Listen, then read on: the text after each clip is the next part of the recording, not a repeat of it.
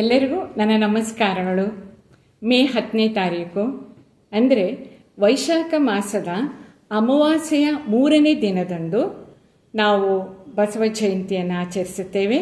ಅಂದೇ ಬಸವಣ್ಣನವರು ಜನ್ಮ ತಾಳಿದ್ದರೆಂದು ಅವರ ಜಯಂತಿಯ ಜೊತೆಗೆ ನಾವು ಅಕ್ಷಯ ತೃತೀಯವನ್ನು ಕೂಡ ಅಂದೇ ಆಚರಿಸ್ತಾ ಇದ್ದೀವಿ. ಇಂತಹ ಮಹಾನ್ ವ್ಯಕ್ತಿಯಾದಂತಹ ಬಸವಣ್ಣನವರು ಕ್ರಾಂತಿಯೋಗಿ ಬಸವಣ್ಣ ಅಂತಲೂ ಅವ್ರನ್ನ ಕರೀತಾರೆ, ಜ್ಞಾನ ಭಂಡಾರಿ ಬಸವಣ್ಣ ಅಂತಾರೆ, ಮಾನವತಾವಾದಿ ಅಂತ ಕರೀತಾರೆ, ಎಲ್ಲ ಧರ್ಮಕ್ಕೂ ಸೇರಿದಂತಹ ವ್ಯಕ್ತಿ ಅಂತ ಅವರನ್ನು ಇವತ್ತಿಗೂ ಕೂಡ ಕರೀತಾರೆ. ಅವರು ಹುಟ್ಟಿದ ಶತಮಾನದಲ್ಲಿ ಅವರು ಏನು ಸಾಧನೆ ಮಾಡಬೇಕು ಅಂತಿದ್ರು ಇವತ್ತು ಅದರ ಅರ್ಧದಷ್ಟಾದರೂ ಸಮಾಜ ಸುಧಾರಣೆಯನ್ನು ನಾವು ಇವತ್ತು ಕಂಡಿದ್ದೀವಿ. ಅಂತಹ ಮಹಾನ್ ವ್ಯಕ್ತಿಯ ಬಗ್ಗೆ ಕೆಲವು ಮಾಹಿತಿಗಳು ಈ ಸಂಚಿಕೆಯಲ್ಲಿ. ಬನ್ನಿ. ಕ್ರಿಸ್ತಶಕ 1134ರಲ್ಲಿ ಬಸವನ ಬಾಗೇವಾಡಿಯಲ್ಲಿ ಮಾದರಸ ಮಾದಲಾಂಬಿಕೆ ದಂಪತಿಗಳಿಗೆ ಬಸವಣ್ಣನವರು ಪುತ್ರನಾಗಿ ಜನಿಸಿದರು. ಆಗಿನ ಕಾಲದಲ್ಲಿ ಸಮಾಜದಲ್ಲಿ ಜಾತಿ ಪದ್ಧತಿ ಬಹಳ ಪ್ರಬಲವಾಗಿತ್ತು. ಅಂದರೆ ಉಚ್ಚ ಜಾತಿಯವರು ನೀಚ ಜಾತಿಯವರು ಎಂಬ ಭೇದ ಆಗಿತ್ತು. ಅಂದರೆ ನೀಚ ಜಾತಿಯವರೆಂದರೆ ಹೊಲೆಯರು ಮಾದಿಗರು ಅನ್ನೋ ಒಂದು ವರ್ಗ ಇತ್ತು. ಅವರು ಉಚ್ಚ ಜಾತಿಯವರು ಮಾಡದಂತಹ ಕೆಲಸಗಳನ್ನ ಅವ್ರು ಮಾಡಬೇಕು ಅನ್ನೋದಿತ್ತು. ಅವ್ರನ್ನ ದೇವಸ್ಥಾನದೊಳಗೆ ಬಿಡೋದಾಗ್ಲಿ ಅಥವಾ ಮನೆಯೊಳಗಡೆ ಸೇರಿಸ್ಕೊಳ್ಳೋದಾಗ್ಲಿ ನಿಷಿದ್ಧವಾಗಿತ್ತು. ಅಂತಹ ವಾತಾವರಣದಲ್ಲಿ ಬಸವಣ್ಣನವರು ಆ ಪರಿಸ್ಥಿತಿಯನ್ನು ಅರ್ಥ ಮಾಡಿಕೊಂಡ್ರು. ಆವಾಗ ಜನ ಭಕ್ತಿ ಮಾರ್ಗಕ್ಕಾಗಿ ಹಾತೊರಿತಾ ಇದ್ರು. ಅಂದರೆ ಸುಲಭವಾಗಿ ಭಗವಂತನನ್ನು ಸೇರಿಕೊಳ್ಳುವ ಸರಳ ಮಾರ್ಗ ಯಾವುದಿದೆ ಅನ್ನೋ ಹುಡುಕಾಟದಲ್ಲಿ ಆಗಿನ ಜನ ಇದ್ರು.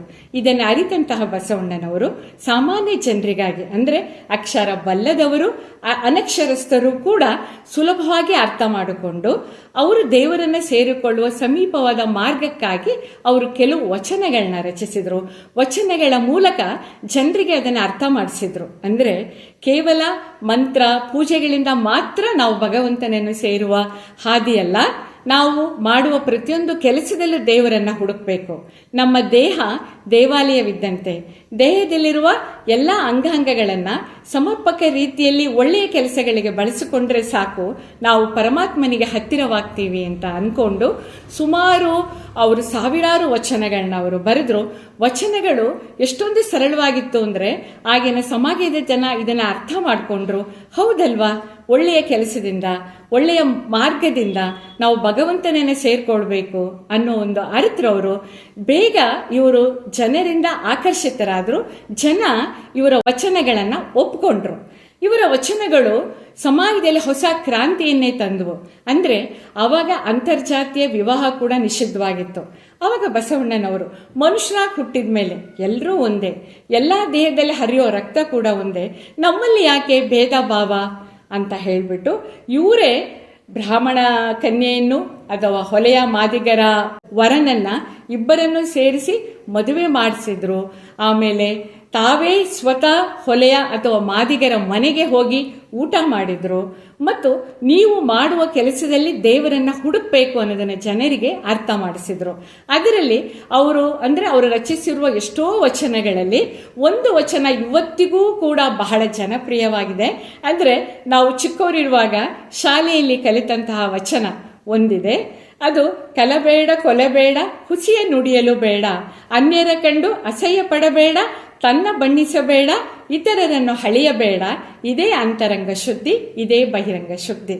ಇಂತಹ ವಚನಗಳಿಂದಲೇ ಜನ ಅರ್ಥಕೊಂಡ್ರು, ಸುಲಭವಾಗಿ ದೇವರನ್ನ ಸಮೀಪಿಸುವಂತಹ ಮಾರ್ಗವನ್ನು ಕಂಡುಕೊಂಡ್ರು. ಈ ಥರ ಸಮಾಜದಲ್ಲಿ ಹೊಸ ಹೊಸ ಕ್ರಾಂತಿಯನ್ನು ತಂದು ಬಸವಣ್ಣನವರನ್ನ ಕ್ರಾಂತಿಯೋಗಿ ಬಸವಣ್ಣ, ಭಕ್ತಿ ಭಂಡಾರಿ ಬಸವಣ್ಣ ಅಂತಲೂ ಕರೆದ್ರು. ಬಸವಣ್ಣನವರು ಬಹಳ ವಿದ್ಯಾವಂತರಾಗಿದ್ರು. ಬಿಜ್ಜಳನ ಆಸ್ಥಾನದಲ್ಲಿ ಮಂತ್ರಿ ಆಗಿದ್ರು. ಅಧಿಕಾರ ಇತ್ತು, ರಾಜಾಶ್ರಯ ಕೂಡ ಇತ್ತು. ಇಂತಹ ಸಮಯದಲ್ಲಿ ಅವರು ತಮ್ಮ ಒಂದು ಸ್ಥಾನಮಾನವನ್ನು ಉಪಯೋಗಿಸಿಕೊಂಡು ಸಮಾಜದಲ್ಲಿ ಹೊಸ ರೀತಿಯ ಕ್ರಾಂತಿಯನ್ನ ಸುಧಾರಣೆಯನ್ನ ತಂದು ಸಮಾಜ ಸುಧಾರಕರಲ್ಲಿ ಇವರು ಕೂಡ ಒಬ್ಬರಾದರು. ಬಸವಣ್ಣನವರು 62 ವರ್ಷಗಳ ಕಾಲ ಬಾಳಿ ಕೂಡಲ ಸಂಗಮದಲ್ಲಿ ಐಕ್ಯರಾದರು.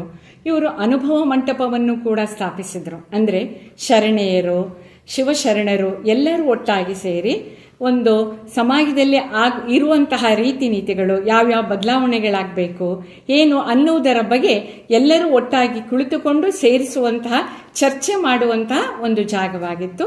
ಹೀಗೆ ಅವರು ಬಾಳಿದಷ್ಟು ದಿನವೂ ಕೂಡ ಜನರಿಗಾಗಿ, ಜನರ ಒಳ್ಳೆಯದಕ್ಕಾಗಿ ಸಮಾಜದಲ್ಲಿ ಸುಧಾರಣೆಯನ್ನು ತಂದರು.